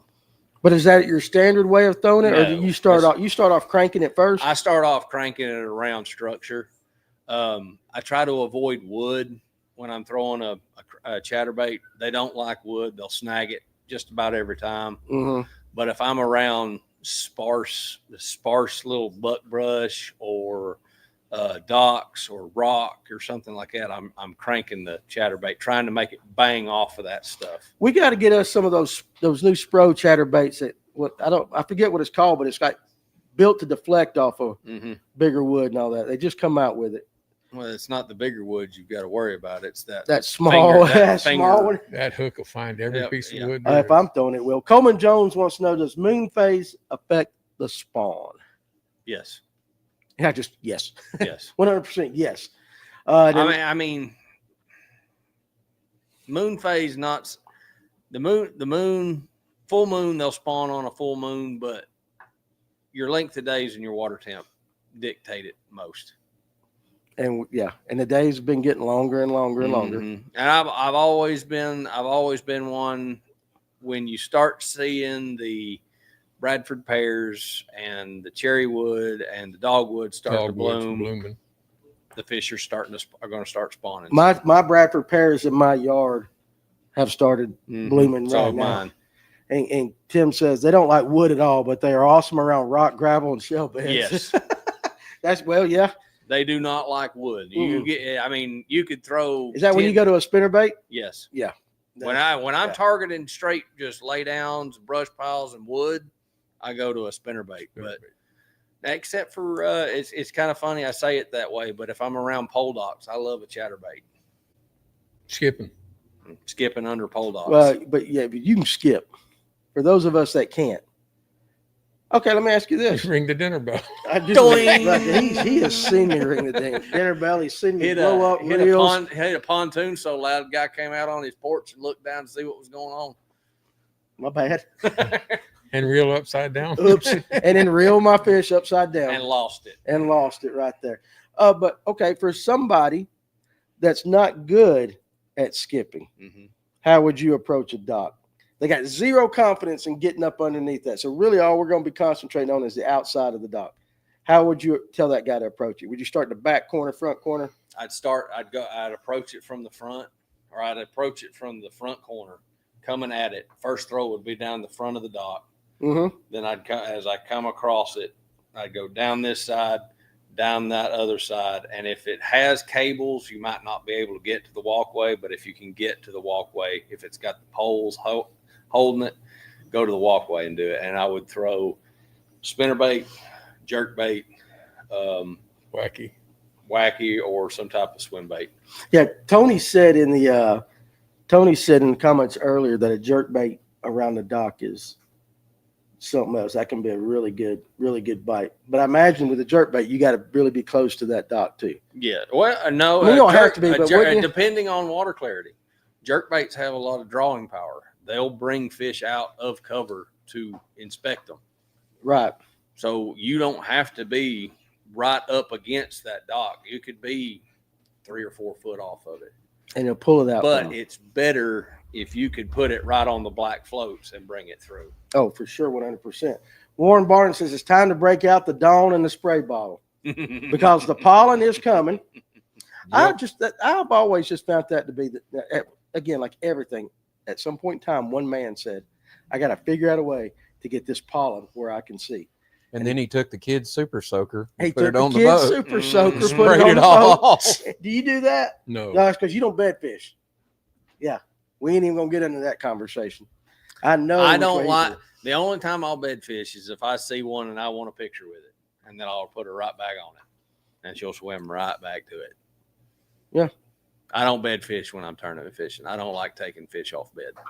Now, if you happen to catch one, that's different. That's different. If you're just going down the bank and catch one, that's one thing. But if you sit there and mess with one fish for 3 hours trying to get her to bite, that's Yeah, and again with spots, you're probably catching bed fish and you don't know it because spots are super I aggressive know anyway. I know I'm catching spots off bed because of the way I fish. I know I'm catching spots. But again, you're not sitting there throwing. I'm for not 3 looking hours. at them. We're looking at one big largemouth going, I want that one. I want that one. That's the one I need. No, I'm going to leave her alone. Well, good for you. I like that. But if I want a picture and go, look what I got. Yeah, Yeah. I get it. I get it. All right, guys, we're getting late in the show. So if you got any more questions for Farmer, well, I got him. You need to go ahead and get him in, so that we can get him home. He's got a real, like, what time are you going to work now? You got, is it 9 to 5? No, it's 8. 8? Not even too bad. Yeah. I don't roll out of bed till about Heck, I 8. don't go to bed till midnight just about any night trying to get stuff done around the house. After Your the kids go honeydew to list, bed. yeah, your honeydew list and all that. All right, so let me ask you this: if you're fishing, let's say Tim and all them are on the water, and it is raining, okay, with all the techniques that you've talked about today, we got a good steady rain going. What are you going to use? Crankbait, spinnerbait, or chatterbait, something moving. Which one are you starting with? Crankbait, Always. always. A When it's crankbait. if it's raining or if I got crappy weather, crankbait. What would make you like if you pulled up to something and just said, "This crankbait ain't going to work here"? I mean, what tells you that I'm not even going to throw a crankbait here? Bottom composition. If it's soft. If it's real soft, I won't throw a crankbait. So if you're like on a flat or something like that, I mean, most of your flats around here are gravel bars anyway, so it's still hard bottom. It's just not chunk rock. right. So your better option may be a lipless or a spinnerbait or something like that. It's got a little more drawing power to it than just a crankbait down there just digging bottom. Yeah. But if you got chunk rock or a rock, there's one thing we haven't talked about: a rock transition, Right. where you go from solid rock to chunk rock or chunk rock to gravel. That vein Mm-hmm. is where they'll sit. Why is that? That's where That's where you'll target with the crankbait. Between the hard rock and the smaller rock, that in the middle. That rock transition, that vein, they'll sit on that vein. You used to call things cathead. Yeah, the rock. cathead rock. Cathead rock. That's a Logan Martin term. You ever heard of a cathead rock? First time tonight. Logan Martin. I used to go fish it. Logan Martin has they call it cathead rock. It's like a cathead biscuit. Like a biscuit. You ever had a cathead biscuit? No, You probably have, just didn't know it. Yeah. Tell It's them a what a biscuit the size of a cat head. I've never eaten a biscuit that big. Well, it's same thing with the rock, cathead rock. cathead rock. He said that one night. I'm like, what the hell is he talking about? That is, you go target that on Logan Martin, and you can catch as many fish as you want throughout the spring and pre-spawn. Jerk bait, lipless, and a crankbait, and that's all you need on Logan Martin. And go on. Cathead rocks. Find the cathead rocks. I didn't know what he was talking about first time he said it.